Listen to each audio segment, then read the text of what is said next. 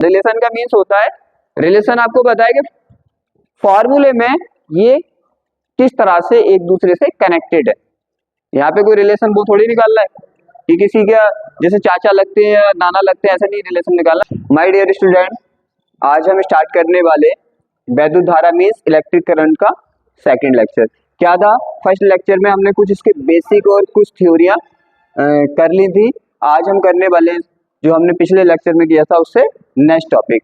लेकिन क्या है, जो फर्स्ट लेक्चर था वो बहुत ज़्यादा इंपॉर्टेंट है क्योंकि उसमें जितने भी बेसिक था हमने उसमें कवर किया है। अगर वो नहीं करोगे आप तो सीधी सी बात है, ये लेक्चर समझ तो आ जाएगा लेकिन कंपेयरली कम आएगा। तो क्या है, आज हम स्टार्ट करने वाले उसी को, नेक्स्ट टॉपिक को जो हमने कर लिए थे उससे। तो ज़्यादा टाइम वेस्ट नहीं करेंगे, हम चलते हैं अपने सीधे टॉपिक पे। पहले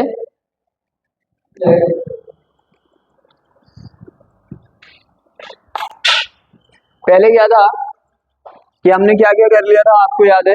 हमने कहाँ पे अपवाह वेग मींस ड्रिफ्ट वेलोसिटी तक इस चैप्टर को कंप्लीट कर लिया था। अब उससे आगे करने वाले, लेकिन एक चीज ध्यान रखना कि इसमें कुछ मैं बताने वाला हूँ, उन पॉइंटों को पता होना चाहिए।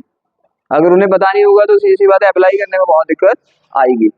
तो आपने जो पढ़ा है, देखो क्या है, आगे के जो टॉपिक है वो पीछे के टॉपिक के कोरिलेट है। जैसे हमने क्या पढ़ा था, धारा का फॉर्मूला पढ़ा था ना, वो क्लियर होना चाहिए कैसे होता है। हमने क्या पढ़ा था, ड्रिफ्ट वेलोसिटी पढ़ी थी, वो क्लियर होनी चाहिए। विभवांतर जो था, पोटेंशियल डिफरेंस जो था वो क्लियर होना चाहिए उसकी।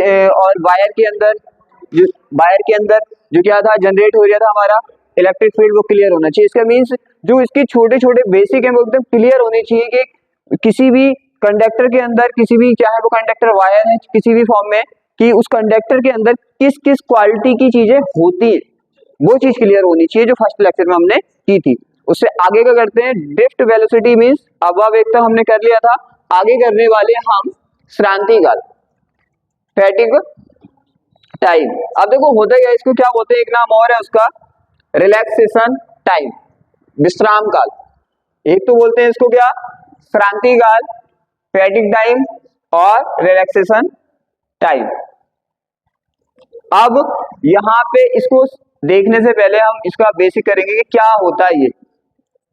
आपने देखा है कि मैंने बताया था फर्स्ट लेक्चर में कि जब इस पे क्या होता है, पोटेंशियल डिफरेंट अप्लाई नहीं होता है, तो सीधी सी बात है ये क्या होते हैं, इलेक्ट्रॉन रैंडमली मोशन करते हैं, गति करते हैं, रैंडमली करते हैं। लेकिन हमने पढ़ा था कि जब क्या होता है, इस पे पोटेंशियल अप्लाई हो जाता है तो सीधी सी बात है ये बीडी जो हमारा अपवाह वेग था उससे एक ही डायरेक्शन में मूव करना स्टार्ट कर देते हैं। ये तो हमने पढ़ लिया था, यहाँ तो कोई दिक्कत नहीं है ना। अब देखो होता क्या है, श्रांति काल क्या होता है, आपने पढ़ा था, ध्यान से समझना। ये चैप्टर ना हार्ड बिल्कुल नहीं है, लेकिन एकदम क्या है, टेक्निकल चैप्टर है।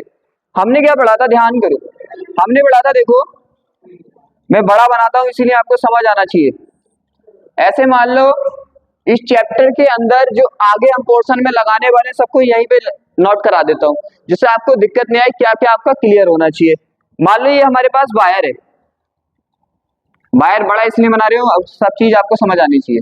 वायर है ये, हाँ वायर है, दिख रहा ना। अब आपको पता है इसकी लेंथ L है, इस पे क्या होगा, हमने क्या किया, इस साइड पे पॉजिटिव एंड इस साइड पे नेगेटिव। समझना इस चीज को, पुराना जितना भी पढ़ा है वो रिपीट करा रही हूँ। ये हो गया, तो क्या हो गया, पोटेंशियल डिफरेंट कितना है इस पे, पोटेंशियल डिफरेंट विभवांतर V था। इसके पूरे हर एक पॉइंट पे, किसी भी पॉइंट पे ले लेंगे, इस वायर के, कंडक्टर के, चालक के अंदर किसी भी पॉइंट पे, हर एक पॉइंट पे क्या होगा, वैद्युत क्षेत्र E होगा। किसी भी पॉइंट पे ले लो, यहाँ पे ले लो, यहाँ पे ले लो, हर एक पॉइंट पे। तो इसका मीन्स कहने का मतलब ये है कि इसमें वैद्युत क्षेत्र E होगा हर एक पॉइंट पे। ये पढ़ा था ना आपने। आपको पता है कि इलेक्ट्रॉन जैसे यहाँ पे क्या होगा, पोटेंशियल डिफरेंट होगा, इलेक्ट्रिक फील्ड जनरेट होगा, तो क्या होता है, इलेक्ट्रॉन्स पर एक क्या होता है, फोर्स अप्लाई होता है। उस फोर्स की वजह से क्या होता है, वो मूव करना स्टार्ट कर देते हैं, गति करना स्टार्ट कर देते हैं। जिससे वो गति करते हैं, जिस स्पीड से गति करते हैं, पोटेंशियल डिफरेंट लगने के बाद उसे ही हम क्या बोलते थे, ड्रिफ्ट वेलोसिटी मींस अपवाह वेग। तो जैसे किया आपने, आपको बताया इलेक्ट्रॉन किस डायरेक्शन में जाएंगे, इलेक्ट्रॉन जाएंगे नेगेटिव से पॉजिटिव, इस डायरेक्शन में चलेंगे इलेक्ट्रॉन, और किस वेग से चलेंगे, किस वेलोसिटी से चलेंगे, वीडी से। यहां तक पढ़ लिया था, किसी को कोई दिक्कत? ये तो पहले पढ़ लिया था ना हमने। आप देखो क्या है, ये सब समझ आ गया। और आपको पता है फोर्स की डायरेक्शन, ये सब मैंने पहले लेक्चर में बता दी थी, इस पे फोर्स भी लगेगा, उसकी डायरेक्शन भी होगी, सब कुछ क्लियर है। अब देखो ये चीज आपको पता होनी चाहिए। और इसमें एकांक आयतन में इलेक्ट्रॉन जो है वो अभी हम आगे देखने वाले हैं कि एकांक इलेक्ट्रॉन का मीन्स क्या होता है, ये क्या होता है। यहां तक हमने पढ़ लिया था, डायरेक्शन किस तरह जाते हैं, किस साइड में क्या होता है, इलेक्ट्रिक फील्ड क्या होता है, पोटेंशियल डिफरेंस क्या होता है, ये सब कुछ हमने पढ़ लिया था। ये याद आ गया सब कुछ। अब देखो, अब आगे की बात करते हैं।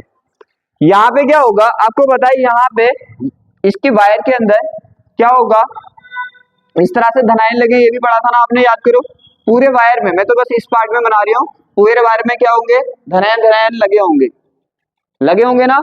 आप देखो यहाँ पे श्रांति काल का मीन्स क्या होता है, श्रांति काल का मीन्स क्या होता है आपको पता है। उसने बोला है साफ साफ कि क्या, किसी धातु में मुक्त इलेक्ट्रॉनों की दो किरमागत टक्करों के बीच लगा समय श्रांति काल कहलाता है।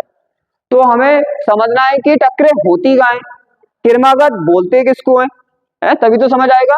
क्या होगा कि माना हमने यहाँ पे पॉजिटिव है, अंदर का पार्ट उठा लिया मैंने, ठीक है, यहाँ पे हमारा पॉजिटिव है, इसको उठा लो, ऐसे मान लो यहाँ पे दो धनायन हमने यहाँ पे उठा लिए।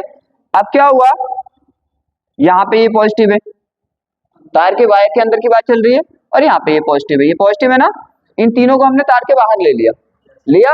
अब क्या हुआ आपको पता है, इलेक्ट्रॉन चलना, मूव करना स्टार्ट हुआ, मूव करना क्या हुआ, स्टार्ट हुआ।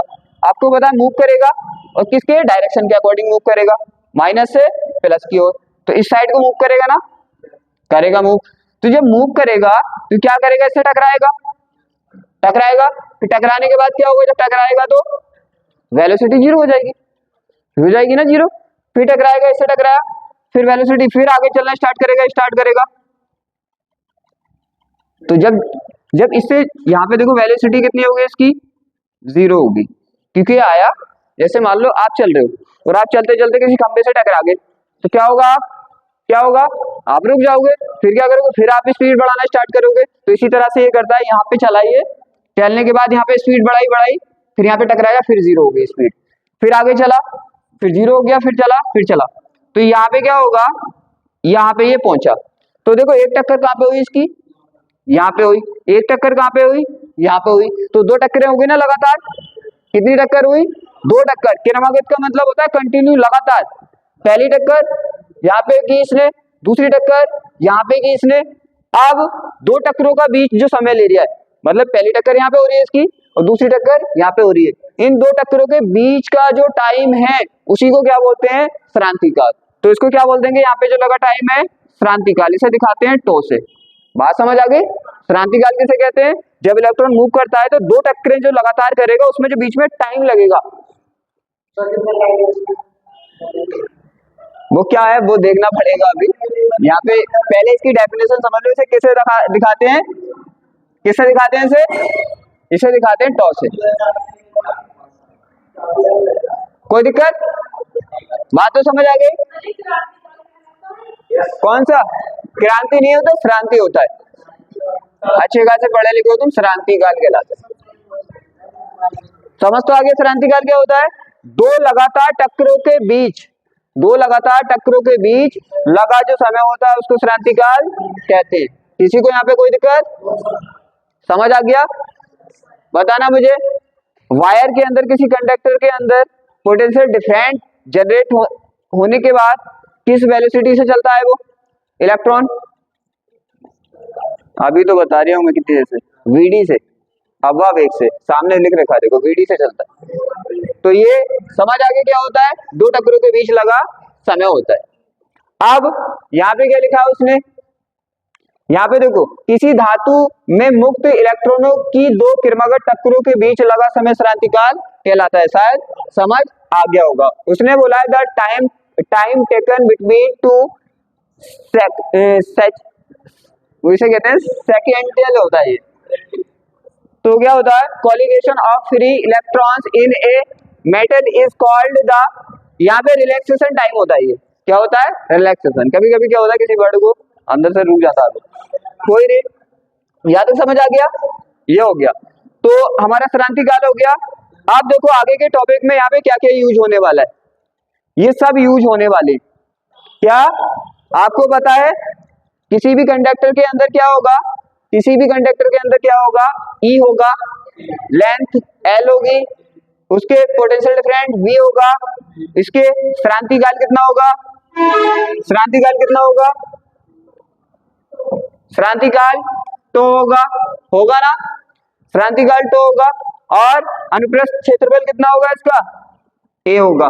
तो किसी वायर के अंदर इतनी जो है ये सब होंगे, ये माइंड में सेट रखना। अब मैं लगाऊंगा कि इसका टो है, VD है, तो आपको ये सब पता है, यहां तक आप ये सब पढ़ चुके। अब चलते हैं हम इसके कुछ हार्ड टॉपिक की तरफ, चलें।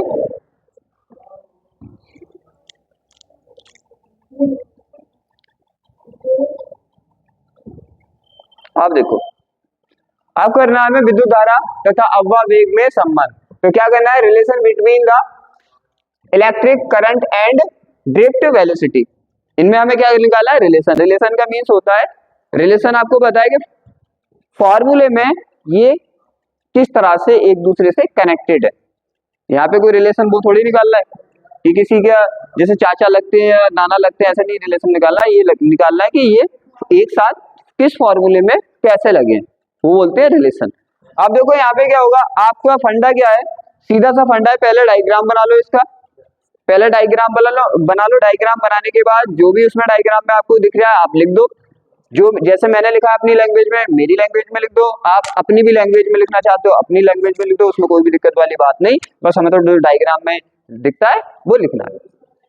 करें स्टार्ट। अब देखो यहाँ पे क्या था, यहाँ पे देखो हमने क्या बनाया, एक वायर बनाया। मैं वायर बड़े बना रही हूँ, वायर कैसे बना रही हूँ, बड़े बना रही हूँ ताकि आपको दिखे अच्छे से। हमने एक वायर लिया, क्या लिया, एक वायर लिया, ये वायर लिया ना। आपको पता है ये लंबा क्षेत्रफल हो गया इसका, काट क्षेत्रफल मैं बता चुका हूं पहले, ऐसे करके होता है ना क्षेत्रफल। आपको पता है इसकी लेंथ कितनी ली, L ली, बहुत बढ़िया। आपको पता है इस पे क्या होगा, क्या होगा, प्लस माइनस होगा, तो आपको पता है इस पे क्या हो जाएगा, पोटेंशियल डिफरेंट हो जाएगा, कोई दिक्कत। इसके काट का क्षेत्रफल जो होगा वो कितना होगा, A होगा। आपको तो पता, आप तो टैलेंटेड हो गए, A होगा। इसके अंदर अगर देखें तो क्या होगा, E होगा, E होगा ना। इसका आपको पता है इलेक्ट्रॉन जो चलेंगे, इलेक्ट्रॉन जो चलेंगे उनका वेग VD होगा, VD होगा कि नहीं होगा, होगा VD। अब देखो ये आपको पता है, ये सब मैं पढ़ा चुका हूं, VD होगा। अब देखो क्या होगा, यहाँ पे इसका आपको डायग्राम लिखना है। क्या लिखना है, डायग्राम जो भी है वो लिखना है। आपने ऐसे ही करते हैं ना, पहले आप डायग्राम, किसी आर्टिकल को करने का सिंपल सा फंडा होता है, पहले आप डायग्राम बनाओ, जो भी डायग्राम में आपने स्ट्रक्चर बनाया उसे लिख दो कि हाँ इस डायग्राम में ये चीजें इस तरह से हैं। ऐसे तो करते हैं आर्टिकल को, सबको पता है ना। अब आपको दिख रहा है आर्टिकल डायग्राम में क्या दिख रहा है भाई, हमें दिख रहा है माना कि L लंबाई का चालक तार है। देखो चालक तार है हमारा, लेंथ किसकी है, इसकी कितनी है, इसकी L, तो हमने लिख दिया भाई क्या, चालक तार है। Let there be a conductor wire of length L है। उसके बाद क्या है, उसके बाद दिख रहा है इसका अनुप्रस्थ काट क्षेत्रफल है A, है ना। तो हमने लिखा इसका अनुप्रस्थ काट क्षेत्रफल A है, तो बोला है it's cross sectional area is A। और क्या दिख रहा है आपको, और दिख रहा है एकांक आयतन में मुक्त इलेक्ट्रॉनों की संख्या n। अववाह वेग तो दिख रहा है ना, अववाह वेग क्या है इसका, इलेक्ट्रॉनों का अववाह वेग VD है। मुक्त इलेक्ट्रॉनों की संख्या बतानी है, मुक्त इलेक्ट्रॉनों की संख्या मैंने पढ़ाया था आपको कि हमारा कोई भी धातु होती है, बड़ा स्लोली पढ़ा रही हूँ इस चैप्टर को। क्यों पढ़ा रही हूँ, क्योंकि आपको हार्ड नहीं लगना चाहिए, क्योंकि ये चैप्टर लेंथी भी बहुत है और देखा जाए तो हार्ड भी है, लेकिन हम कोशिश कर रहे हैं कि आपको हार्ड नहीं लगना चाहिए, इसीलिए बड़ी स्लो पढ़ा रही हूँ इस चैप्टर को। तो क्या होगा, यहाँ पे देखो इसमें ये चीज समझ आ गई, यहाँ तक कोई दिक्कत नहीं ना। अब बोला है कि प्रति एकांक आयतन में, प्रति एकांक आयतन में इलेक्ट्रॉनों की संख्या। आप खुद सोचो, मैंने समझाया था सबसे स्टार्टिंग में कि हमारा कोई भी चालक होता है तो उसके अंदर क्या होते हैं, परमाणु होते हैं, परमाणु होते हैं ना। हर एक परमाणु के अंदर मुक्त इलेक्ट्रॉन होते हैं ना, कुछ तो होते हैं बंधे हुए इलेक्ट्रॉन जो क्या होता है नाभिक से बंधे रहते हैं, और कुछ इलेक्ट्रॉन होते हैं परमाणु के अंदर मुक्त जो पूरे उसमें घूमते रहते हैं। तो खुद सोचो भाई, एक परमाणु में कुछ इलेक्ट्रॉन है मुक्त, दो परमाणु में कुछ होंगे। तो अगर हम बोले कि एक क्या है, हम यहाँ पे क्या ले रहे हैं, एक एकांक मतलब एक आयतन का मान कितना, एक ले रहे, तो एक आयतन में भी होंगे ना होंगे, एक आयतन में तो बहुत सारे होंगे। तो उसने बोला है कि भाई एकांक आयतन मीन्स आयतन की वैल्यू अगर आप 1 ले रहे हैं तो उसमें इलेक्ट्रॉनों की संख्या कितनी है, n। कैसे समझ में आया?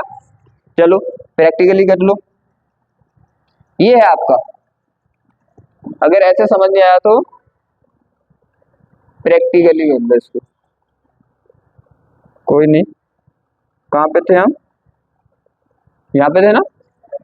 चलो प्रैक्टिकली कर लो, आप खुद सोचो। ऐसे है ये, इस तरह से है ना, ऐसे आपको पता है एक परमाणु यहाँ पे, इसका एक परमाणु यहाँ पे, एक परमाणु यहाँ पे, एक परमाणु यहाँ पे, परमाणु लगे होंगे ना इसके अंदर, बहुत सारे परमाणु से तो बनी होगी ये धातु। अब आपको पता है इसमें भी क्या होंगे, मुक्त इलेक्ट्रॉन होंगे, इसमें भी मुक्त इलेक्ट्रॉन होंगे, तो हर परमाणु में मुक्त इलेक्ट्रॉन होंगे हैं। ये तो आपको पता है धातु की क्या है, धातु की बात है कि किसमें कितने मुक्त इलेक्ट्रॉन होते हैं, वो केमिस्ट्री में पढ़ेंगे आप।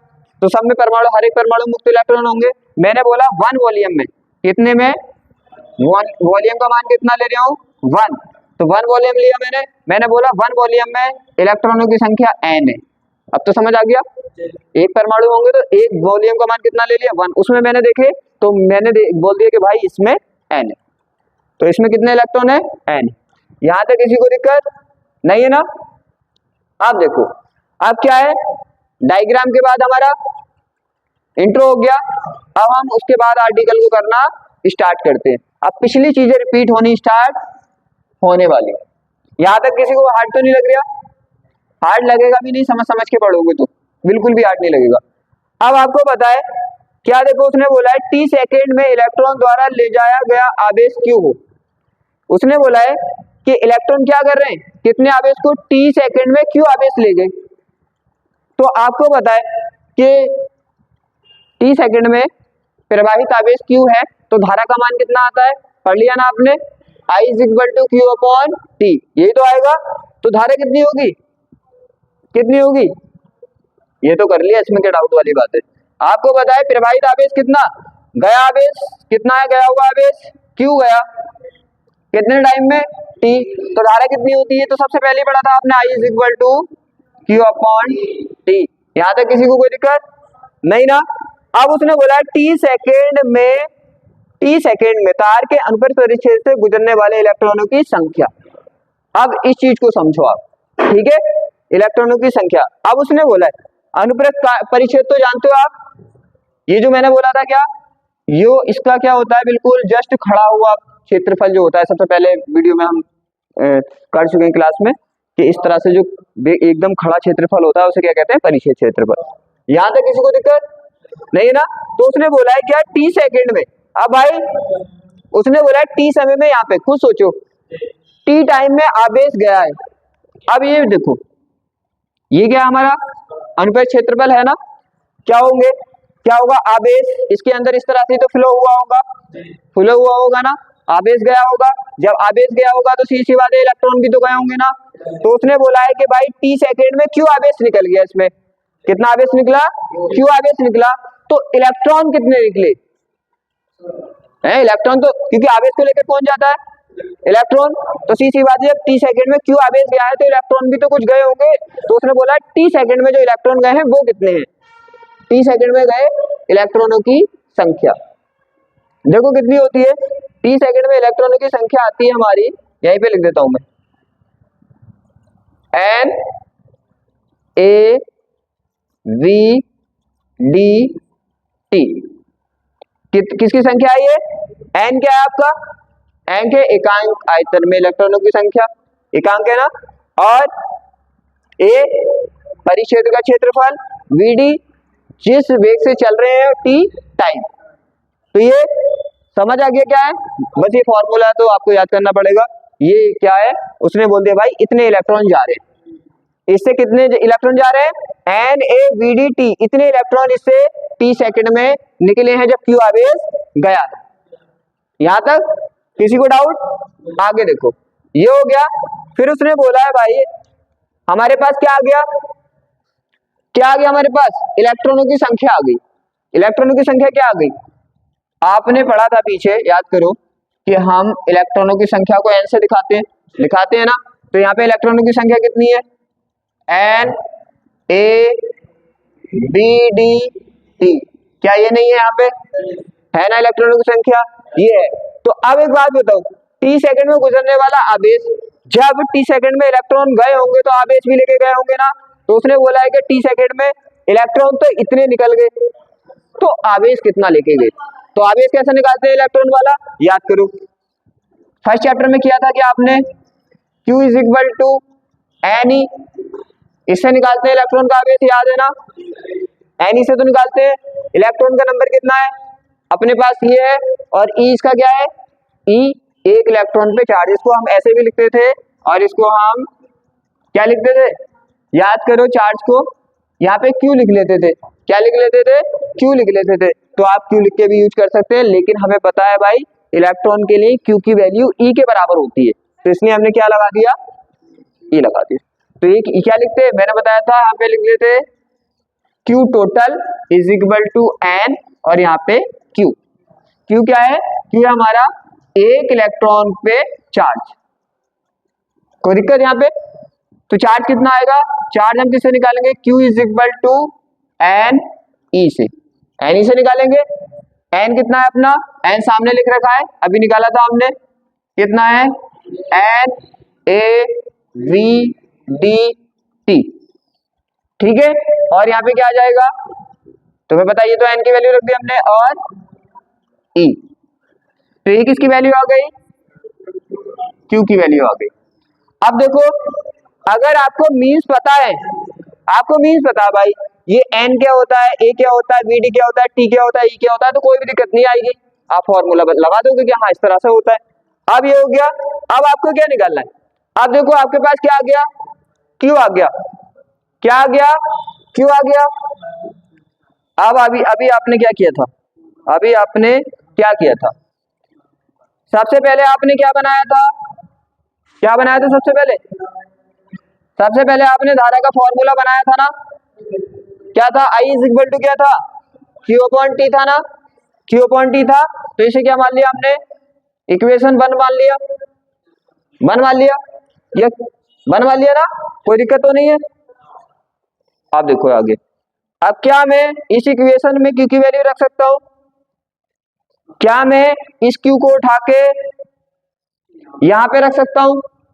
रख सकता हूं ना, क्योंकि इसकी वैल्यू है, रख दें। लेकिन यहाँ पे जगह नहीं, आगे ही रखेंगे, क्योंकि ऐसा थोड़ी कि पीछे कर देंगे क्वेश्चन को, वो तो दिखा दिए होंगे। तो क्या है? साफ साफ लिखा है क्या? Q का मान समीकरण 1 में रखने पर रख दे। चलो, तो हमारा क्या था? I था।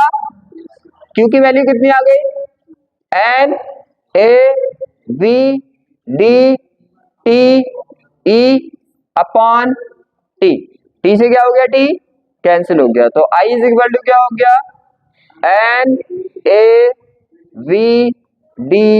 NaVdE। साफ साफ दिख रहा है कि ये किसमें संबंध है। देखो, यही तो प्रूफ कर रहे थे हम, धारा में और अनुगमन वेग में। संबंध का मीन्स मैंने पहले ही बताया था। संबंध का मीन्स होता है क्या यहाँ पे? कि ऐसा फॉर्मूला बनाना है, जैसे हम क्या निकाले थे? नॉर्मली सोचो, क्या निकाले थे हम? धारा में और अनुगमन वेग में संबंध। इसका मीन्स था हमें ऐसा फॉर्मूला बनाना है जिसमें धारा और अनुगमन वेग आते हैं, और सीधी सी बात है, हमने ऐसा फॉर्मूला बना दिया जिसमें धारा और अनुगमन वेग या अब्बा वेग या ड्रिफ्ट वेलोसिटी आते हैं। किसी को कोई दिक्कत? ठीक है, इतने आराम से ही आपको घर पे करना है। बनाओ, इसको लगाओ, आराम के साथ करो। आगे चले, यहां तक किसी को दिक्कत, डाउट नहीं होना चाहिए। अब देखो क्या है, अब आगे चलने वाले अपने।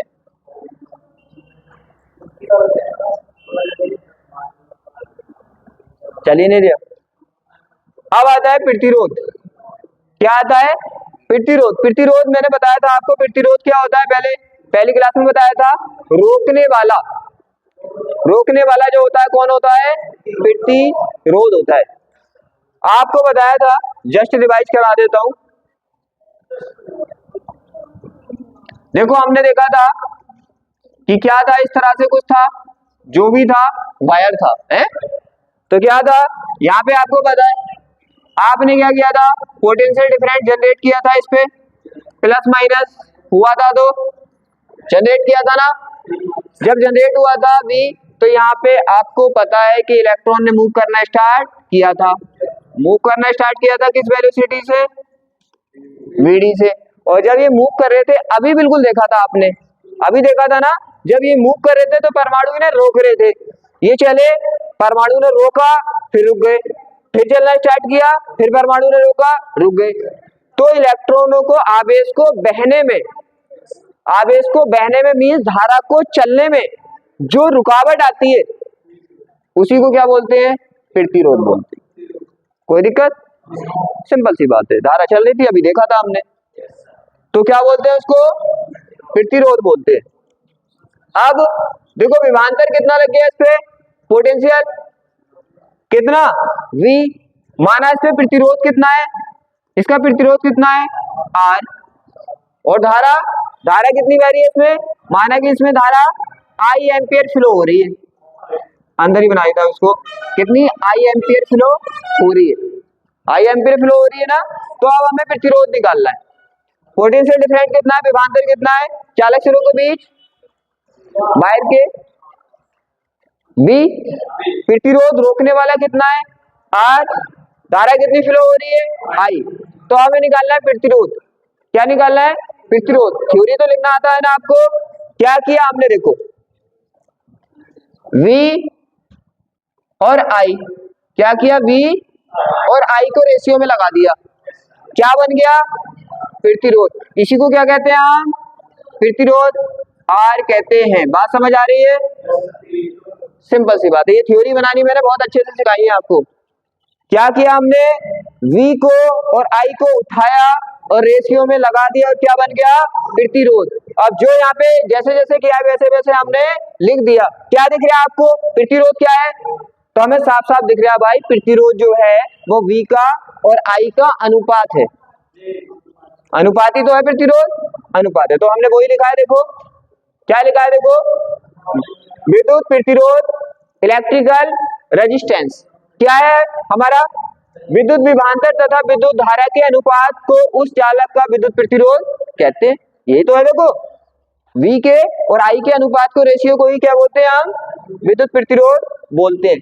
तो क्या बोला, the ratio of electric potential different and electric current is called the electrical resistance of the conductor. किसी को कोई दिक्कत, बिल्कुल सिंपल सी बात है, थ्योरी निकालनी आपको बताइए मैंने। आप निकालेंगे इसका यूनिट, अगर निकालें, यूनिट निकालने का भी कितना इजी मेथड मैंने तुम्हें बताया, याद करो, जिसकी जगह जो है उसकी जगह उसका यूनिट लिख दो। अब यहाँ पे देखो R का यूनिट निकालना है, किसका यूनिट निकालना है, R का। अब V का क्या होता है यूनिट, V की जगह V का यूनिट लिख दो, वोल्ट होता है इसका, और इंग्लिश में भी क्या कहते हैं इसको, वोल्ट ही कहते हैं, क्या कहते हैं इसको, वोल्ट कहते हैं। और I क्या होता है, एम्पियर, क्या होता है, एम्पियर, इंग्लिश में भी क्या कहते हैं इसको, एम्पियर ही कहते हैं। तो क्या हो गया इसका, हो गया वोल्ट प्रति एम्पियर, हो गया ना। और इसी का दूसरा नाम है ओम, ये तो मैंने बात बताई है ना कि इसके दो नाम होते हैं, जैसे तुम्हारे किसी के दो नाम भी होंगे ना। हाँ, ये हो गया, यूनिट भी समझ आएगा, किसी को कोई दिक्कत नहीं है। अब आता है दूसरा, विद्युत चालकता, इलेक्ट्रिकल कंडक्टिविटी। अब देखो चालकता का मीन्स क्या होता है, चालकता ये बताती है कि धारा किस स्पीड से चल रही है, वो बताती है धारा की गति को, गति कितनी है। अब एक बात बताओ, अभी आपने क्या देखा था, अभी आपने क्या देखा था, अभी आपने देखा था कि इलेक्ट्रॉन चल रहे थे तो प्रतिरोध उन्हें रोक रहा था। तो जब इलेक्ट्रॉन रुक रहे थे तो आवेश रुक रहा था, अब आपको पता है आवेश रुकेगा तो आवेश के चलने को ही तो धारा कहते हैं। जब आवेश ही रुक जाएगा तो धारा भी रुकेगी। सीधी सी बात है, इलेक्ट्रॉन रुका, प्रतिरोध की वजह से कौन रुका? इलेक्ट्रॉन रुका। इलेक्ट्रॉन की वजह से इलेक्ट्रॉन पे जो आवेश था वो रुका, और आवेश जब चलना रुका तो धारा रुकी। ये तीनों कनेक्शन समझ आ रहे हैं? धारा रुकी। अब देखो क्या होगा, अगर प्रतिरोध ज्यादा है तो धारा को, इलेक्ट्रॉन को ज्यादा रोकेगा। जब इलेक्ट्रॉन को ज्यादा रोकेगा तो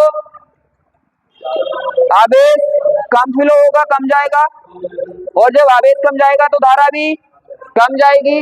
धारा भी कम जाएगी मतलब धारा कम चल रही है, और धारा कम चल रही है मतलब चालकता। धारा के चलने को तो चालकता कहते हैं हम। तो इसका मीन्स क्या हुआ? इसका मीन्स साफ साफ हुआ, इसका मीन्स क्या हुआ? साफ साफ हुआ कि प्रतिरोध अगर ज्यादा होगा तो धारा कम चलेगी, और प्रतिरोध अगर कम होगा तो धारा ज्यादा चलेगी। तो धारा के चलने को चालकता, कंडक्टिविटी, और धारा के रुकने को, रोकने को प्रतिरोध। तो क्या दोनों एक दूसरे को उल्टे हुए कि नहीं? धारा रोकने वाले काम तो धारा तेज चलेगी है, और रोकने वाले ज्यादा तो धारा स्लो चलेगी। तो क्या हुई? चालकता प्रतिरोध के उल्टी होती है। कंडक्टिविटी क्या है? क्या है? उल्टी है। यहाँ पे आप समझ लें, देखो यहाँ पे क्या आता है, आती है विद्युत चालकता, इलेक्ट्रिकल कंडक्टिविटी। यहाँ पे क्या लिखा है देखो, प्रतिरोध के व्युत्क्रम को, प्रतिरोध के व्युत्क्रम को मतलब उल्टे को ही तो बोलते हैं। तो हमारी चालकता यहाँ पे क्या था, मैं तभी बोलता हूँ, देखो जब हमने वैद्युत रसायन चैप्टर पढ़ा था तो मैंने वहां पे आपसे बोला था कि यहाँ पे तो एक इसे चालक तत्व बोल रहा है, और विशिष्ट चालकता को क्या बोल रहा है? चालकता बोल रहा है। लेकिन ये फिजिक्स में जाकर चेंज हो जाएगा, फिजिक्स में इसको ये चालकता बोलेगा। देखो चालकता बोल रहा है ना, कोई नहीं। देखो क्या है, किससे दिखाते हैं इसको हम? सिग्मा से। सिग्मा अपॉन, सिग्मा नहीं सॉरी, इसे हम किससे? सिग्मा को दिखाते हैं हम विशिष्ट चालकता को। हाँ, इसे हम के से शो कर दें, कोई दिक्कत नहीं है, ठीक है। इसे हम चालकता को के से भी शो कर सकते हैं, कोई दिक्कत वाली बात नहीं है। तो क्या होगा? 1/r।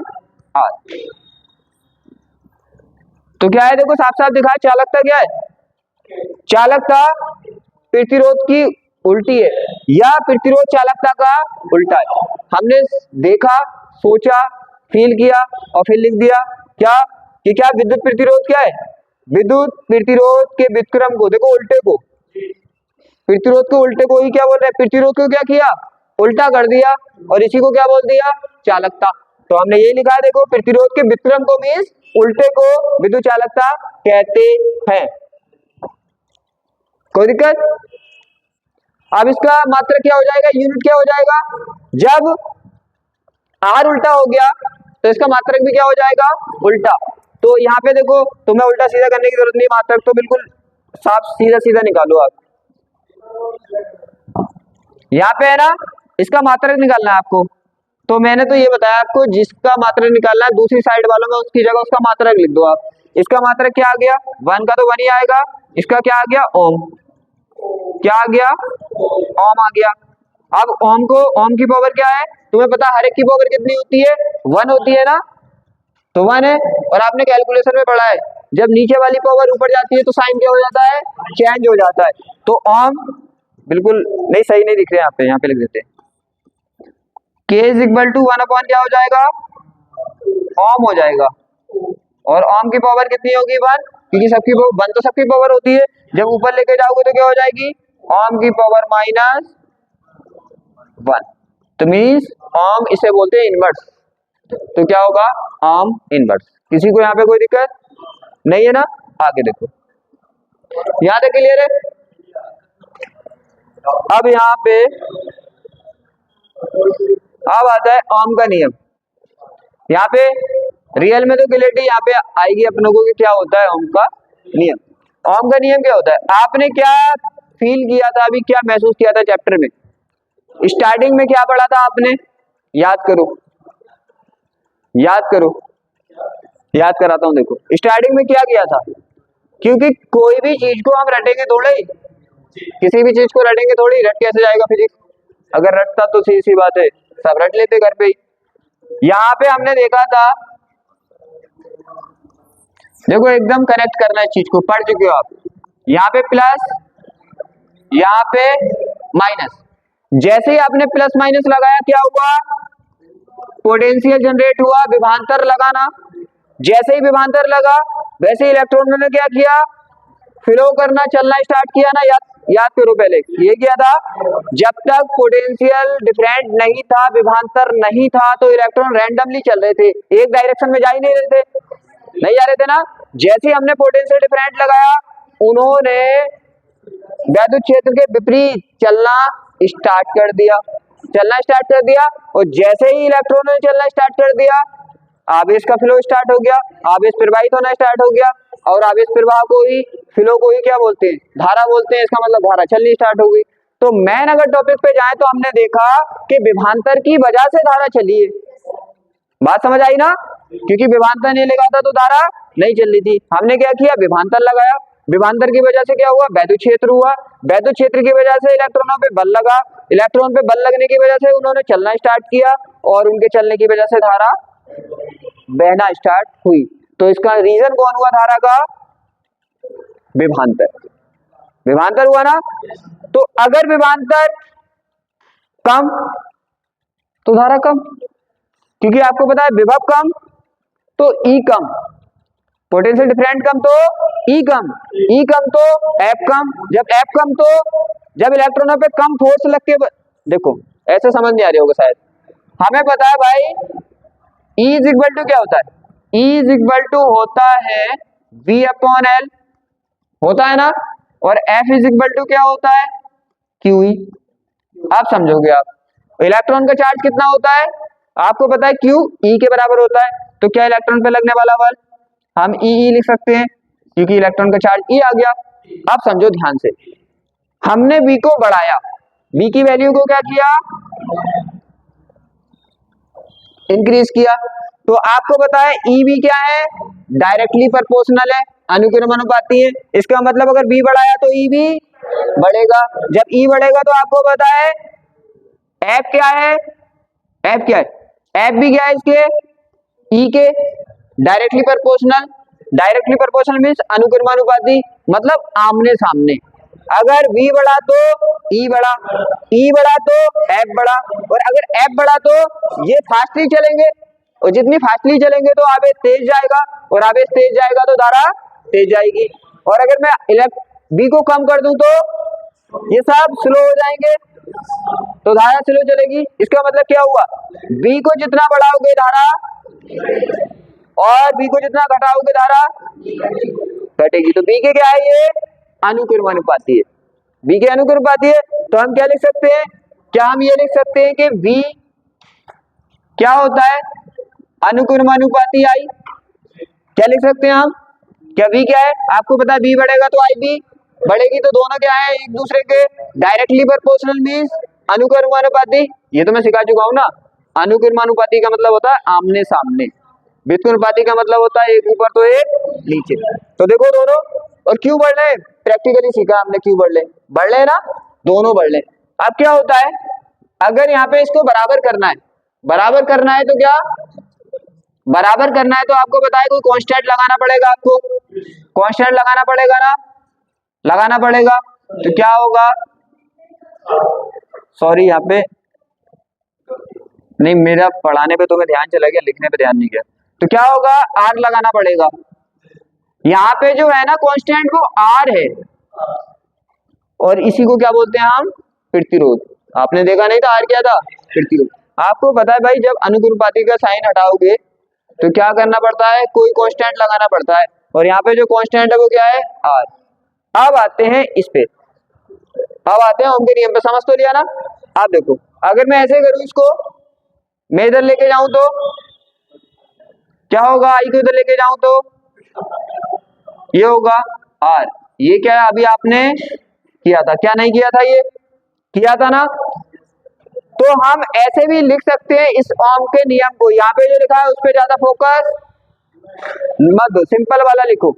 सिंपल वाला जो है वो मैं बोल रहा हूँ, ये थोड़ा मुझे हार्ड लग रहा है देखने में।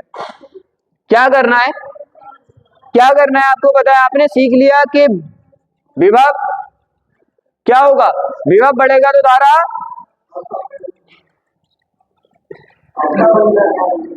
यहाँ पे देखो आपने देख लिया विभव बढ़ेगा तो धारा बढ़ेगी। तो हमें क्या करना है, इस वायर के देखो क्या होगा, भौतिक कंडीशन तो पता है ना, फिजिकल प्रॉपर्टी क्या होती है, फिजिकल प्रॉपर्टी वो होती है जो कुछ टाइम के लिए होती है उसके बाद खत्म हो जाती है ना, टेम्परेरी इफेक्ट रहता है उनका। तो क्या होगा, जैसे इनकी फिजिकल प्रॉपर्टी जो है यहाँ पे नहीं बढ़ानी है आपको, जैसे इसका ताप आपने क्या कर दिया, हीट नहीं करना। जैसे आपने प्रैक्टिकल स्टार्ट किया और आप जानना चाह रहे हैं कि किसके बढ़ने से धारा बढ़ रही है, किसके घटने से धारा घट रही है, तो इसकी लंबाई, ताप, टेम्परेचर, इस पे कोई भी चीज पे तुम्हें चेंज नहीं करना, बाकी सबको एक सा रहने देना है। बस किस में चेंज करना है, V में और I में खुद हो जाएगा। तो जैसे यहाँ पे लिखा होता है ना कि किसी चालक की भौतिक अवस्था जैसे ताप में कोई परिवर्तन ना हो, तो बच्चे टेंशन में रहते हैं कि क्या चेंज नहीं कर रहे हैं हम, क्या चेंज नहीं करना। तो भौतिक अवस्था का मतलब है इसकी लंबाई है, इसका ताप है, ये कुछ भी चेंज नहीं करना है, इसको ऐसे ही रहने देना है। जनरली आप एक माइंड में अपने बात सेट रखना, सभी के लिए अप्लाई होती है कि जिसमें आप रिलेशन देखना चाहते हैं उसी में चेंज करना, बाकी किसी में चेंज हम नहीं करते। हम तो V में और I में देख रहे हैं ना रिलेशन, तो हम V में I में चेंज करेंगे, बाकी किसी में भी चेंज नहीं करेंगे, चाहे वो ताप है चाहे वो उसकी लेंथ है, किसी में भी चेंज हम नहीं करेंगे। इसके लिए अप्लाई नहीं होता, ये सभी के लिए अप्लाई होता है। किसी भी फॉर्मूले में अगर कोरिलेशन देखना चाहते हैं आप, तो क्या करें, आप उन्हीं में चेंज करें, बाकी को कांस्टेंट कर दें। तो उसने बोला है क्या, लगे विद्युत विभव तथा उसमें बहने वाली धारा का अनुपात नियत रहता है। इसने ये बोला है ना कि दोनों का अनुपात क्या रहता है, नियत रहता है, ऐसे बोला है। तो क्या होगा, if there is no change in the physical condition of a conductor such as the temperature, then the ratio of the electric potential at its and the current flow through it is constant. Constant नियत का मतलब होता है constant, change नहीं करना। जैसे 5 है ना, तो 5 ही रहने देना है, ना 4 करना है ना 6 करना है, कांस्टेंट। अब यहाँ पे देखो, इसमें ओम का नियम जो है, इसमें मजा नहीं आ रहा, मजा नहीं आ रहा। तो हम सिंपल भाषा में लिख देंगे कि अगर किसी चालक में, जो हमारा चालक है, कि किसी चालक की भौतिक अवस्थाओं में परिवर्तन ना किया जाए, तो परिपथ में प्रवाहित होने वाली धारा या बहने वाली धारा विभवांतर के अनुक्रमानुपाती होती है। बिल्कुल सिंपल रहेगा ना। आपने ये तो देख लिया भाई, अनुक्रमानुपाती है, विभवांतर के क्या है धारा, अनुक्रमानुपाती। अनुक्रमानुपाती का मतलब होता है कि विभवांतर बढ़ेगा तो धारा बढ़ेगी, विभवांतर घटेगा तो धारा घटेगी। तो आपको क्या लिखना है, किसी चालक की भौतिक अवस्थाओं में परिवर्तन ना किया जाए, तब चालक में प्रवाहित धारा विभवांतर के अनुक्रमानुपाती होती है। और फिर उसके बाद क्या लिख देना है, ये वाला लिख देना है, V अनुक्रमानुपाती I और कांस्टेंट लगा के ये और ये, ठीक है। और इसको भी समझ लो अगर समझना चाहो तो।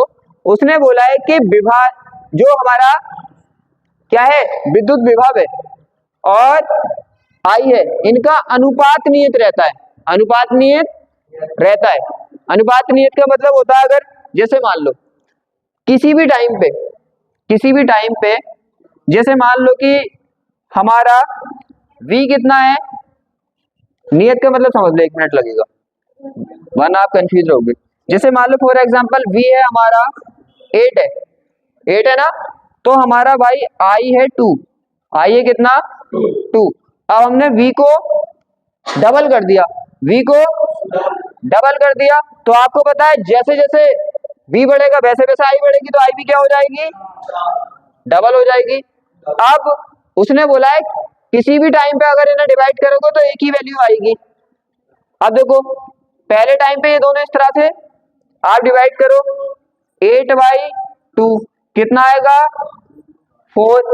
अब दूसरी कंडीशन क्या थी, तो 16/4। अभी कितना आया 4। उसने यही बोला है कि आप क्या करेंगे, आप कितना भी विभव बढ़ा दो, धारा को और क्या विभव के वैल्यू को जब आप डिवाइड करोगे तो अनुपात सेम ही रहेगा, सेम रहता है ना। इसीलिए अब ग्राफ सीखो, इसका ग्राफ कैसा होता है।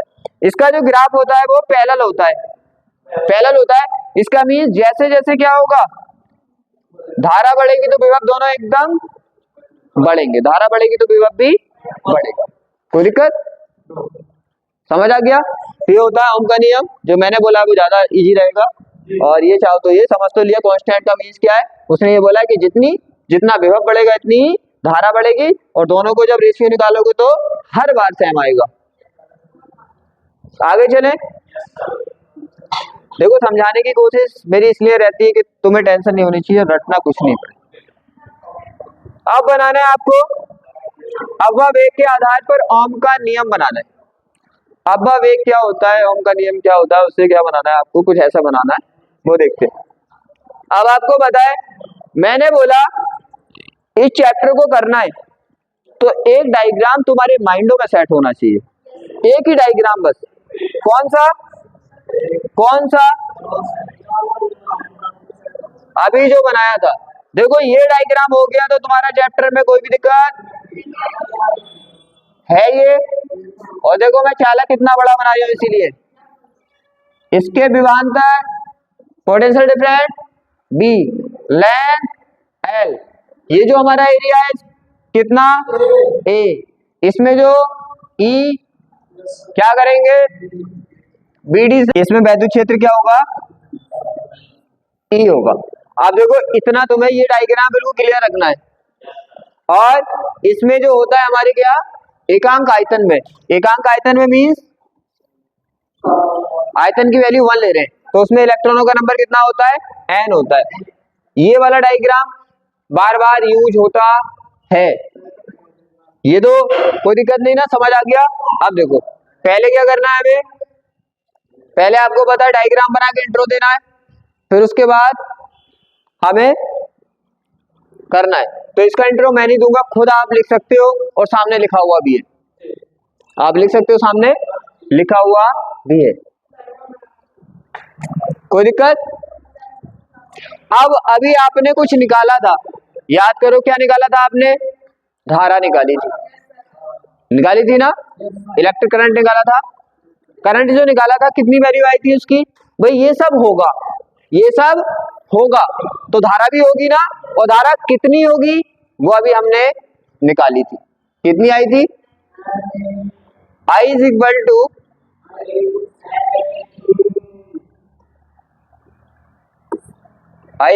to N A B D E, क्या यही आई थी, क्लियर। तो हमने लिखा, हमने बता दिया कि भाई ऐसा ऐसा इसमें होगा तो इसमें धारा बहेगी, और धारा कितनी बहेगी, इतनी बहेगी, और ये अभी हमने निकाली थी।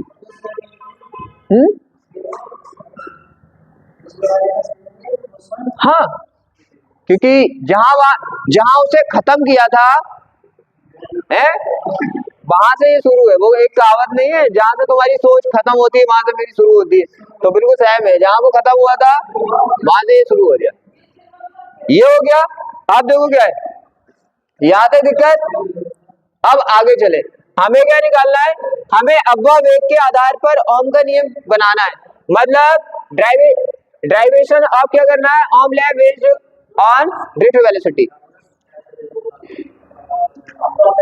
डेरिवेशन करना है आप लोगों को, किसका, ओम के नियम का। अब एक बात बताओ मुझे, किसका डेरिवेशन करने वाले हो आप, ओम के नियम का।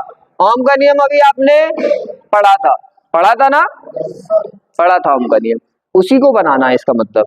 और किसकी हेल्प लेके,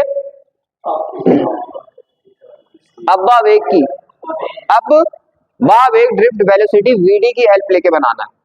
कैसे बनाते हैं, काम स्टार्ट तो कर दिया, धारा ये आएगी, आगे देखिए।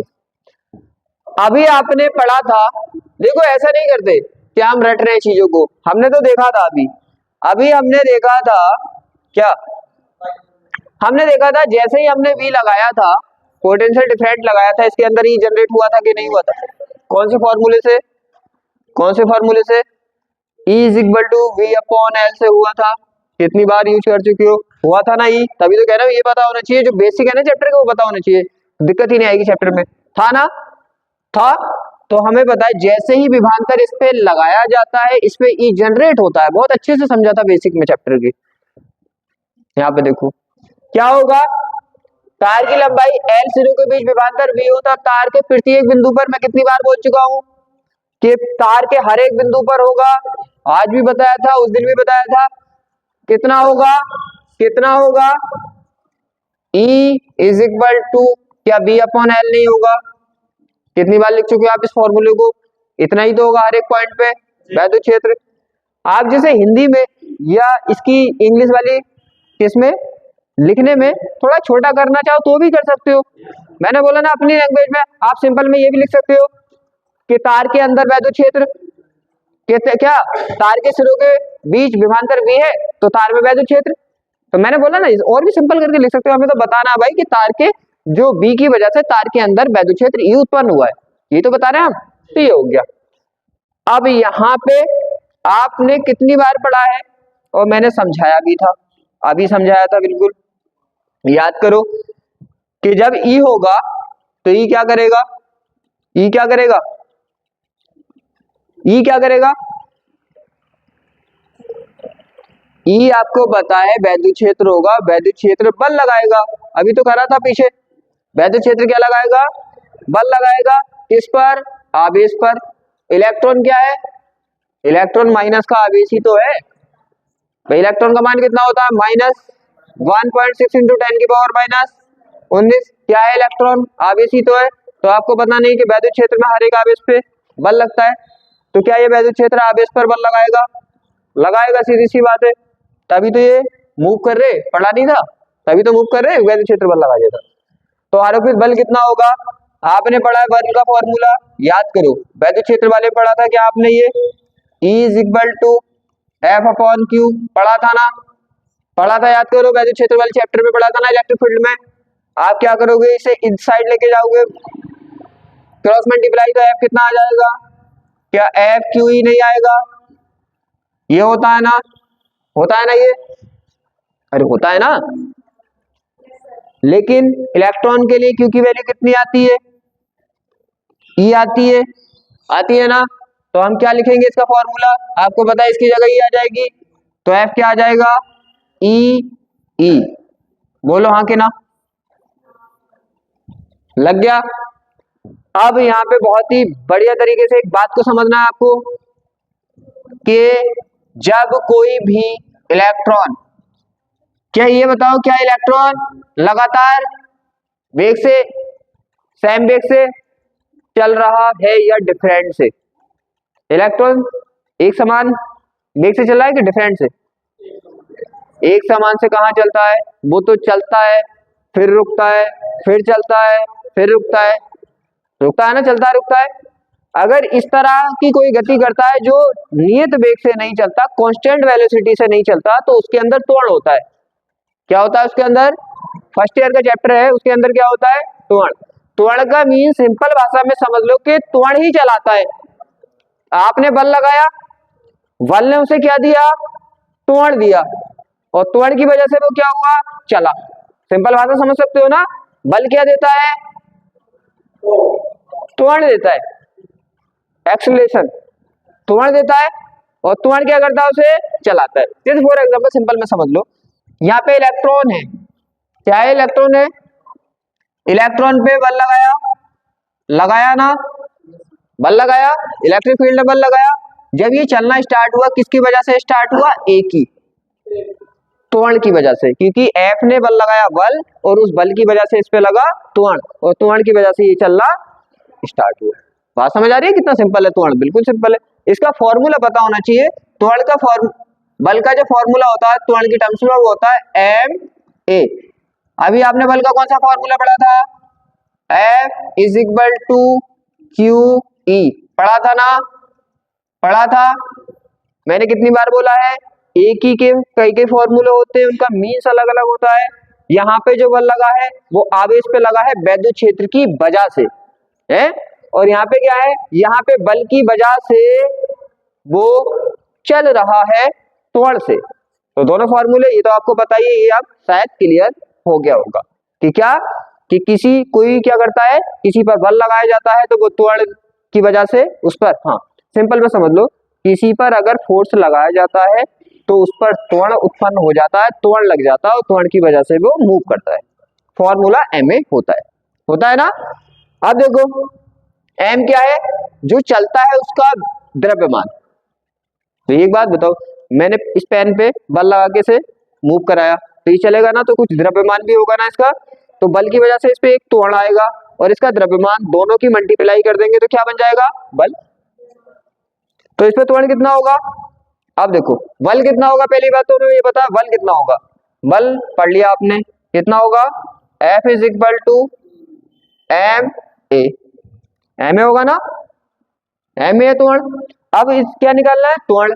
जब त्वरण निकालोगे आप तो क्या करोगे, आपको पता है एक को एक साइड और बाकी एक साइड, तो ये कितना हो जाएगा, एफ अपॉन एम नहीं हो जाएगा क्या, एफ अपॉन एम नहीं हो जाएगा क्या, मैं एफ की वैल्यू ई यहाँ पे रख सकता हूं कि नहीं, बताओ मुझे, रख सकता हूं ना, एफ किसके बराबर है, इसका मीन्स ये अपने माइंड से सोचो, ये बल कहां से आया, वैद्युत क्षेत्र ने जो बल लगाया उसकी वजह से तो आया ना, तो इस वैद्युत क्षेत्र की बल की वजह से ही तो इस पे बल लगा है, इस वैद्युत क्षेत्र की वजह से ही तो इस पे बल लगा है, तभी तो एम ए मिला है इसे। तो ये एफ किसके बराबर है, ई के। इसका मीन्स कि यहाँ पे जो बल एम ए है वो किसके बराबर है, ई के। या सिंपल भाषा में ये बोल सकते हैं कि यहाँ पे जो एम ए मिला है वो वैद्युत क्षेत्र में लगे बल के वजह से मिला है, तो ये उसके बराबर होगा। तो क्या मैं इसको क्या लिख सकता हूँ, एफ ई बराबर ई लिख सकता हूँ। जब मैं लिखूंगा इसको क्या, ई, क्या लिखूंगा, ई, तो क्या हमारे पास त्वरण का फॉर्मूला ये नहीं बन जाएगा, बताओ मुझे, कोई दिक्कत किसी को, बन गया ना त्वरण का। तो हमने क्या निकाला, हमारे पास एक आया एफ का फॉर्मूला, एक क्या आया हमारे पास, ई का फॉर्मूला आया ना, बन गया। अब क्या मैं ई की वैल्यू को यहाँ पे रख सकता हूँ, बताओ मुझे, ई की ई बराबर क्या है, बी अपॉन एल, तो क्या ई की जगह बी अपॉन एल आ सकता है, मैंने कितनी बार बताया, जो जिसके बराबर है उसकी जगह वो, ई किसके बराबर है, बी अपॉन एल की, तो ई की जगह बी अपॉन एल आ सकता है, रख सकता हूं ना। तो यहाँ पे क्या करेंगे, यहाँ पे ऐसे करेंगे, लिख लिया करो तो और अच्छा रहेगा। इसे क्या मान लिया हमने, इक्वेशन माना है अभी तक, कोई भी इक्वेशन क्या माना है हमने, इक्वेशन माना नहीं है, एक भी इक्वेशन नहीं माना है ना। तो इसे मान लिया हमने फर्स्ट मान लिया ना, और इसे मान लिया हमने सेकंड, और इसे मान लिया हमने थर्ड मान लिया, और इसको आप 4 मान लो, क्योंकि आपको इजी पड़ेगा बिल्कुल, जिसका यूज कर दोगे, लिख दोगे फ्रॉम फर्स्ट और सेकंड, फ्रॉम थर्ड मतलब 1 और 2 से, 2 या 3 से बता दोगे कि हम इनका यूज करके ये निकाल रहे हैं। तो जैसे हमने ये निकाला है, तो ये किस किस का यूज करके निकाला है, 4 का और थर्ड का, तो हम लिख देंगे फ्रॉम थर्ड एंड फोर्थ, मतलब समीकरण 3, मतलब जिससे भी यूज कर रहे हैं, किससे यूज कर रहे हैं, 3 का और 4 का यूज कर रहे हैं। और यहाँ पे ये अब कौन सा होगा, समीकरण किससे, 4 से, समीकरण 4 का यूज कर रहे हैं ना, अब यहाँ पे रख रहे हैं, तो रख दे ई का मान रखोगे आप तो कितना आएगा, आपको पता है कि ई तो अपना चल ही रहा है ये वाला, इसकी जगह बी अपॉन एल आ जाएगा, तो बी ऊपर आ गया ना, और एम अपना नीचे इसके साथ, तो ए एक्सेलरेशन मींस त्वरण का फॉर्मूला हमारे पास ही आ गया। देखो जिस बच्चे से फॉर्मूला फॉरवर्ड करना आता है वो फिजिक्स में क्या है, वो हीरो है। हाँ देखो बना दिया हमने, इसकी जगह वो रख दिया, इसकी जगह वो रख दिया, इसकी जगह वो रख दिया, रख सकते हैं। ये आ गया हमारा, किसी को कोई दिक्कत, देखो चैप्टर हार्ड है लेकिन अपने कितने आराम से पढ़ना है, हार्ड लग रहा, बिल्कुल भी हार्ड नहीं लग रही, ऐसा लग रहा मजाक चल रही है। आगे देखो ये हो गया। अब क्या निकालना हमें, ओम का नियम निकालना।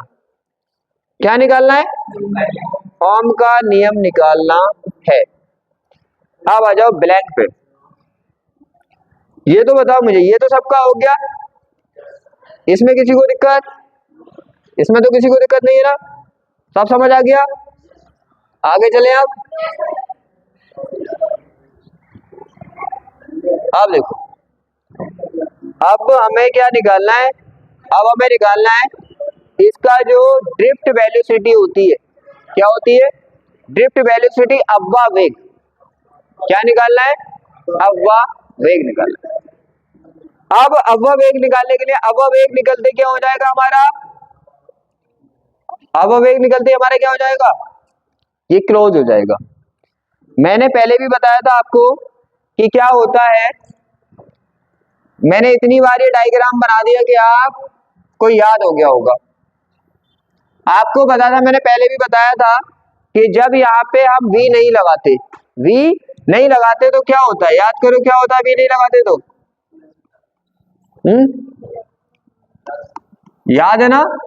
इलेक्ट्रॉन रैंडमली गति करते हैं, मतलब इधर उधर ऐसे ऐसे भागते रहते हैं, तो वो भी वेग होता है।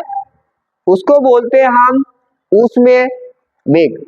उसमें वेग का मीन्स जो हीट की वजह से वेलोसिटी होती है। किसकी वजह से? ये टेम्परेचर के, हीट की वजह से। क्यों भाग रहे हैं ये इधर उधर? क्योंकि इसमें हीट है, हीट की वजह से भाग रहे हैं। लेकिन फाइनल कितना आता है इनका? टोटल एवरेज कितना आता है? 0। एवरेज तो 0 आता है ना। फिर हमने क्या लगाया था? इसमें V लगाया था। क्या लगाया था? V लगाया था। जब V लगाया था तो इस पे वेग कितना आया था? वेलोसिटी BD आई थी। याद है ना? पहले इनका वेग कितना था? 0। जब इस पे V नहीं लगा था, जैसे हमने V लगाया तो इलेक्ट्रॉन VD से चलते हैं ना। और दो टक्करों में लगा टाइम कितना होता है? क्रांतिकाल।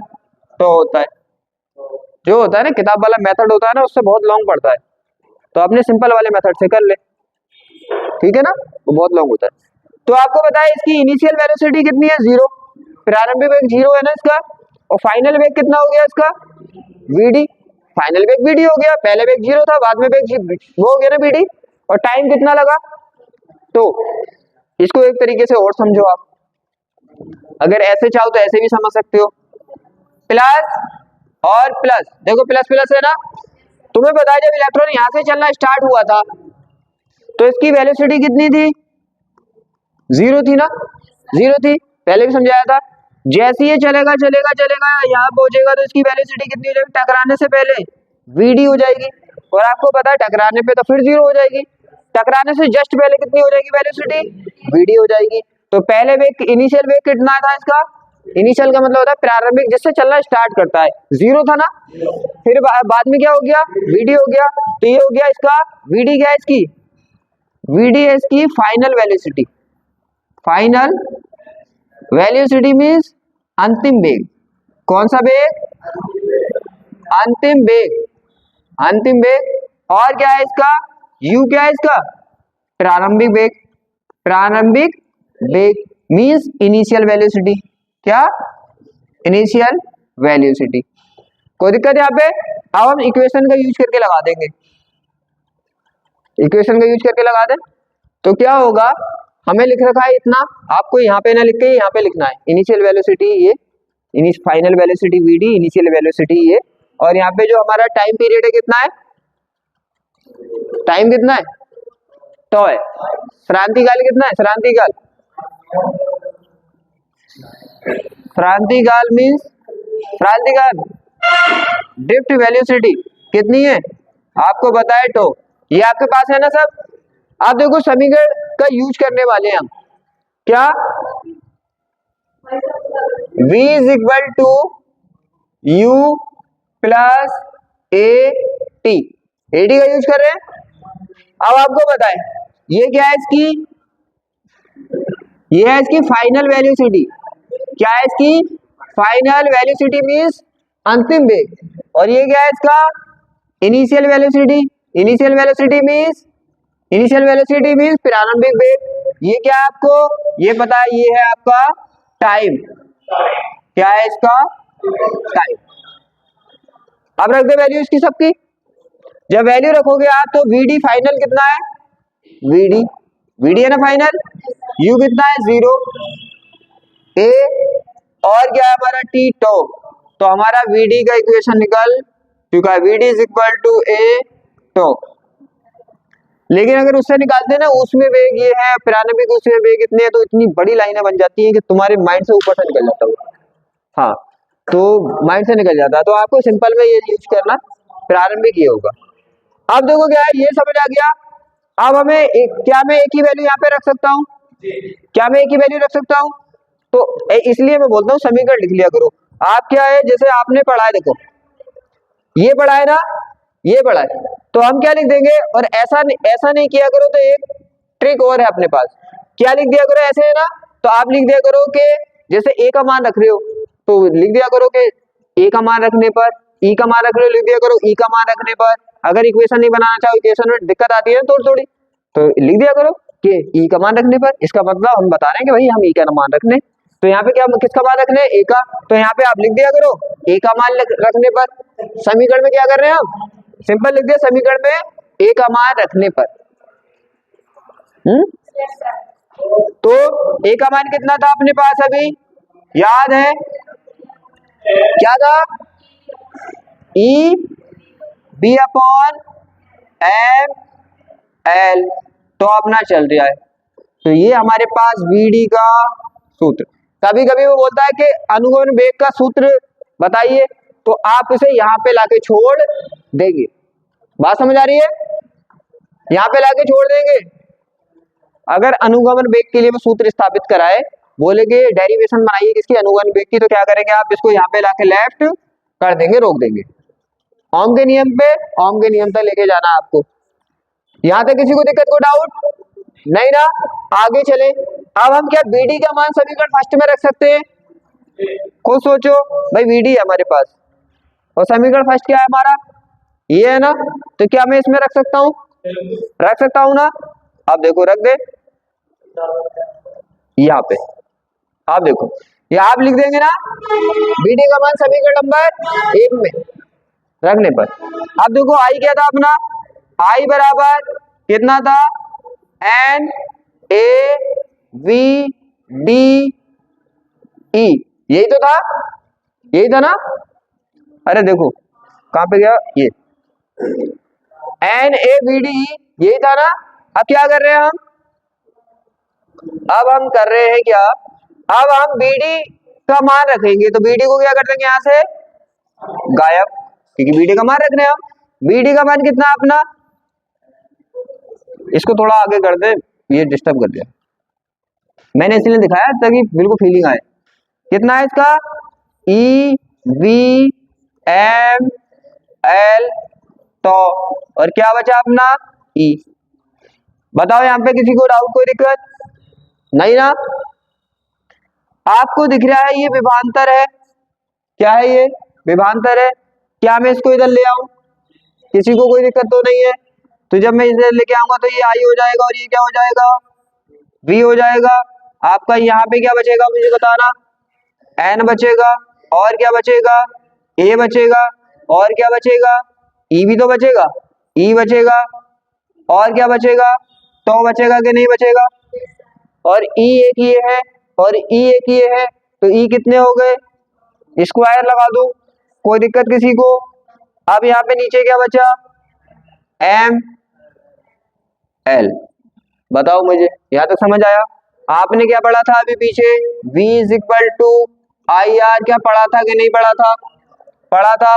अगर मैं इसको इधर भेज दूं तो B अपॉन आई बराबर क्या आया, आर, तो हम B अपॉन आई की जगह क्या लिख सकते हैं, आर लिख सकते हैं ना। लेकिन यहाँ पे तो मेथड कुछ उल्टा ही है, तो उल्टा कर दे, उल्टा कर दो भाई, उल्टा है, उल्टा सीधा तो हम कर सकते हैं, कुछ कौन सा दिक्कत आ रही है, उल्टा कर दो। उल्टा करने का मतलब V ऊपर, उल्टा करने में क्या होता है, नीचे वाले को ऊपर, ऊपर वाले को नीचे, तो V ऊपर और I नीचे और ML ऊपर और हमारा N A E स्क्वायर, तो ये है ना। तो ये किसकी, ये किसके इक्वल है, आर के। तो हम क्या लिख सकते हैं, R is equal to M L N A E square. तो देखो भारी कितना लगता है, ये बिल्कुल भारी भी नहीं है, अगर समझ समझ के करो तो भारी बिल्कुल भी नहीं होता। तो आ गया तुम्हारा इस चैप्टर का सबसे हार्ड होता है ये, इस चैप्टर का सबसे हार्ड फॉर्मूला है वो ये है, इससे हार्ड फॉर्मूला कोई भी नहीं है। बस क्या है कि इसमें जो चीजें आपने बनाई है ना, आप बनाई है, और देखो बिना रिवाइज के तो चीजें नहीं आती। बस क्या किया है, जिस बच्चे से मैं बोलता हूँ कि फॉर्मूला कोरिलेशन करना आता है, वैल्यू उठा के लगानी आती है, उससे आ सकता है, और जिसकी दिक्कत है तो वो थोड़ा प्रैक्टिस करे। तो हमारा ये हो गया, तो समझ लो आज का काम हो गया। चले आगे, चले ना।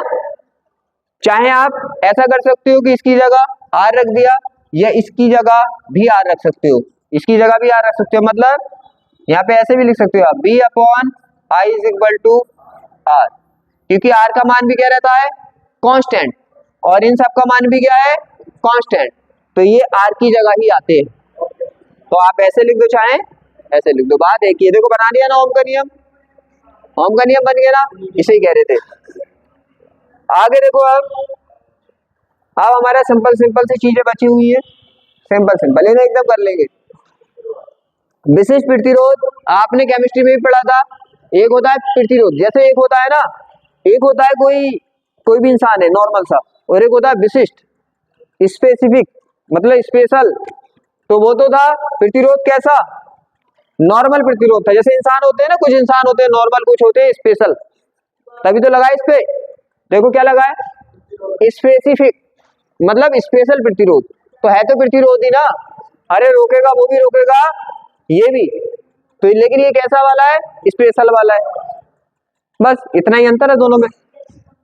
हाँ ये अच्छी कंपनी का, क्वालिटी भी अच्छी है। आप देखो करना कैसे, करना क्या, सिंपल सी बात है, डायग्राम तो वो याद है ना आपको, याद भी होगा। अब आपको बताया उसमें कितनी चीजें होती हैं, क्या क्या होता है, कितनी चीजें होती हैं। देखो बिल्कुल मैं तुम्हारी वाली लैंग्वेज यूज करता हूँ, इसलिए तुम्हारे एकदम आनी चाहिए। क्या होता है यहाँ पे, क्या यहाँ पे धारा घनत्व नहीं होता, निकाला है ना आपने, होता है ना। क्या यहाँ पे वैद्युत क्षेत्र ही नहीं होता, होता है ना, ये सब कर चुके हो ना। तो बस क्या करना है भाई, यहाँ पे आपको क्या करना है, धारा घनत्व को वैद्युत क्षेत्र को उठा के रेशियो में लगाना है। क्या करना है, ई और क्या लिया आपने, जे को लिया लिया और इनको काय में लगा दिया, रेशियो में लगा दिया। क्या बन गया, विशिष्ट प्रतिरोध बन गया कि नहीं। जैसे जनरल लाइफ में बनता है कि इस चीज को ऐसे लगाओ, इसको ऐसे लगाओ, घर बन गया। तो क्या किया, ई को विशिष्ट प्रतिरोध को लगा दिया, हाँ रेशियो में लगा दिया, तो क्या बन गया, जो चीज यहाँ पे दिख रही है वही यहाँ पे लिख दिया। हमें दिख रहा है कि ई और जे क्या है, क्या है, रेशियो में है, इसी को क्या बोल रहे हैं, विशिष्ट प्रतिरोध, यही लिखा है। देखो क्या लिखा है, चालक के किसी बिंदु पर वैद्युत क्षेत्र की तीव्रता ई तथा धारा घनत्व जे के अनुपात को चालक का विशिष्ट प्रतिरोध अथवा प्रतिरोधकता कहते हैं। क्या है, देखो the ratio of electric field intensity E and current density J at any point of a conductor is called the specific resistance and resistivity of the conductor. Simple. अब यहाँ पे क्या है, हाँ मुझे एक फॉर्मूला और निकलवाना है इससे, ये तो आ गया समझ में, ये तो कोई दिक्कत नहीं है। यहाँ पे क्या होता है, ई के इक्वल क्या पढ़ा था आपने, ई के इक्वल क्या पढ़ा था, ई के इक्वल, इसका फॉर्मूला एक और बन जाता है, मतलब इसके दो नाम है, इसके दो नाम है, विशिष्ट प्रतिरोध है और प्रतिरोध है, मतलब स्पेसिफिक रेजिस्टेंस है और रेजिस्टिविटी है। यहाँ पे हाँ ई के इक्वल क्या होता है बताओ, ई के इक्वल क्या होता है, अभी पढ़ा था, ई के इक्वल क्या होता है आपने, बी अपॉन एल होता है कि नहीं होता, होता है ना, आपने पढ़ा था, जे निकाल चुके हैं आप, जे बराबर क्या होता है, आई अपॉन ए होता है ना। तो क्या मैं ई की जगह बी अपॉन एल लिख सकता हूँ और ये की जगह ये अपॉन लिख सकता हूँ, यही तो सीखना है बस फिजिक्स में। तो लिख सकते हैं, तो लिख दो, क्या लिख दें इसकी जगह, ये की बी अपॉन एल, इसकी जगह क्या लिख दें, आई अपॉन ए। 4 वाला टर्म्स कहाँ पहुंचता है, फर्स्ट में, थर्ड वाला सेकंड में। तो ऊपर क्या बन जाएगा आपके पास वी ए, नीचे क्या बन जाएगा आपके पास, क्या एल आई लिख दो या आई एल लिख दो, बात तो एक ही, मल्टीप्लाई में आगे पीछे कोई दिक्कत। बी अपॉन आई किसके इक्वल होता है, आर के होता है ना, अभी पढ़ा था आपने। तो क्या मैं इसकी जगह लिख सकता हूँ, तो हमारा एक न्यू फॉर्मूला जो आया है, जो आप केमिस्ट्री में पढ़ के आए हो, वो कितना आ गया, ये आ गया, ये आ गया।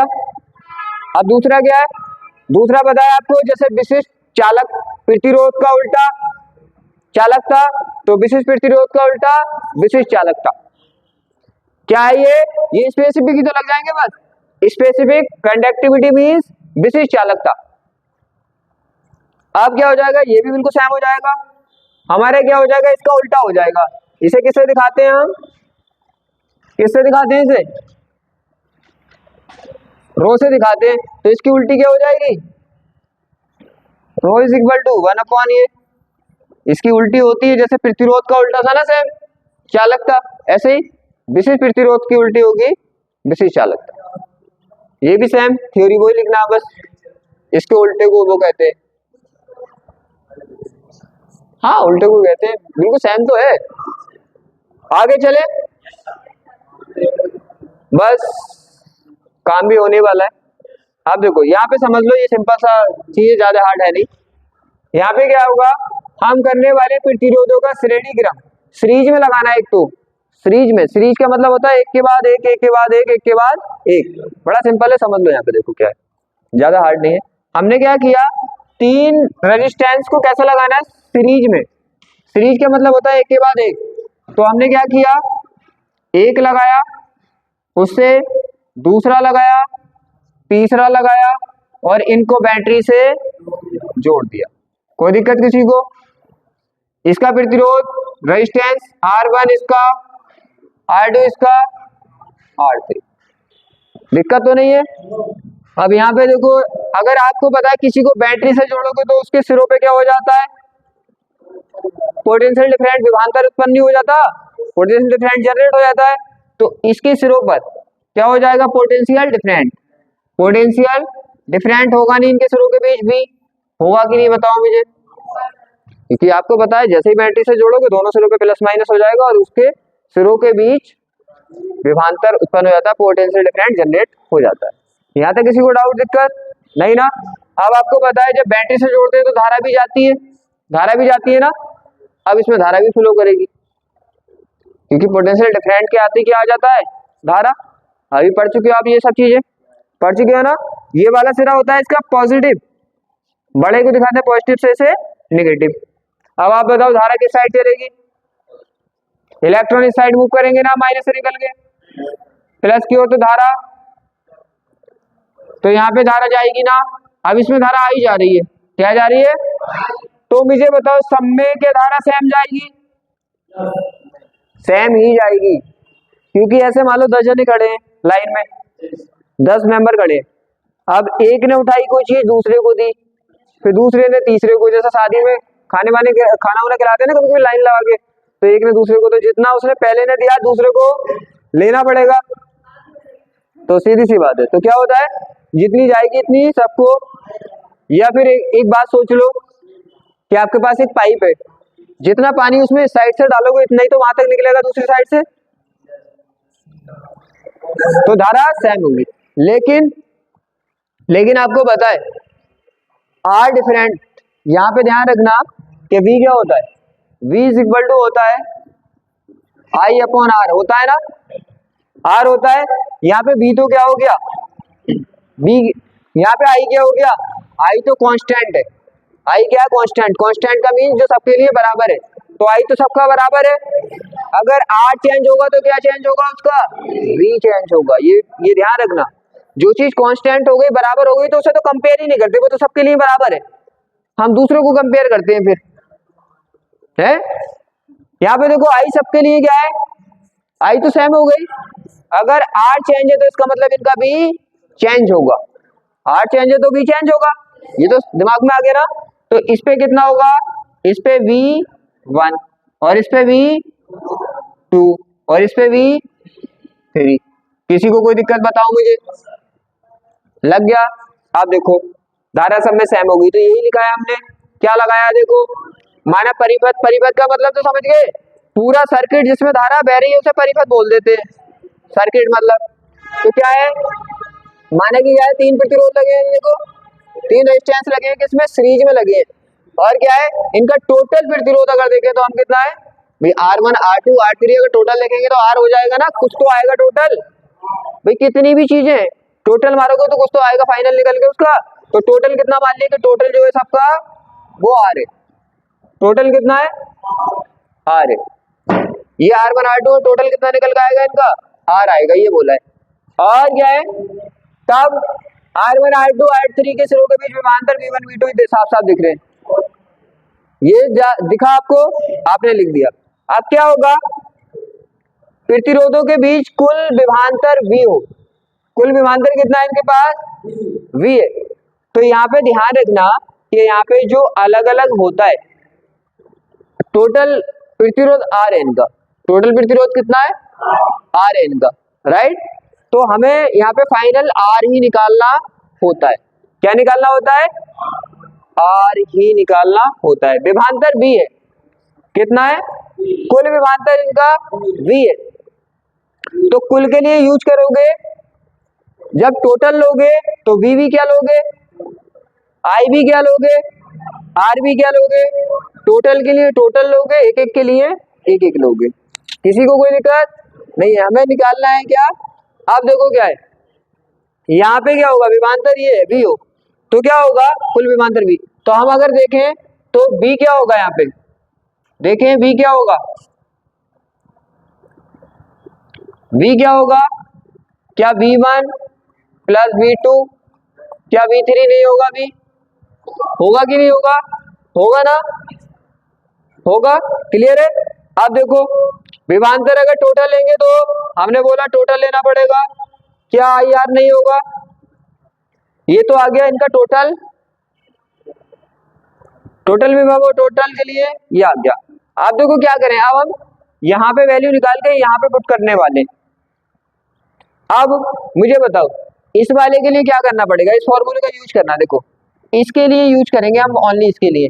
तो इसका V क्या है V1, अब इसके लिए तो निकाल लेना हम, तो इसका क्या है V1, इसकी I और इसका R1, इसी तरह से इसका निकाल लो V2, इसकी I R2, और यहाँ पे क्या होगा V3 और यहाँ पे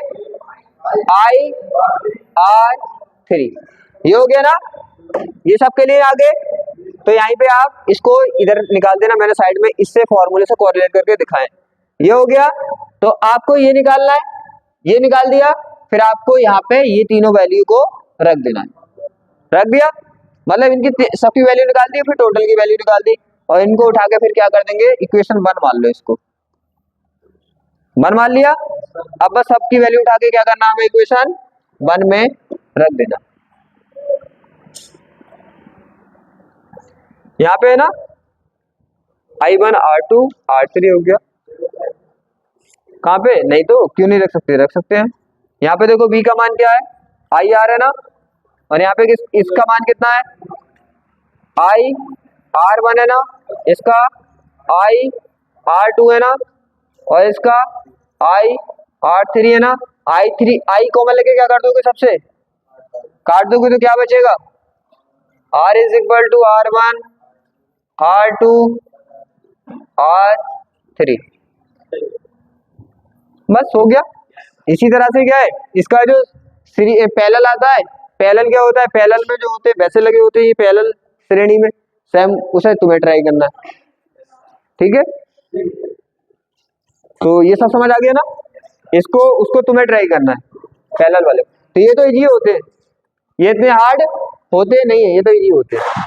तो क्या है, आज की क्लास क्या करते हैं हम, यहीं पे रेंट करते हैं, ठीक है।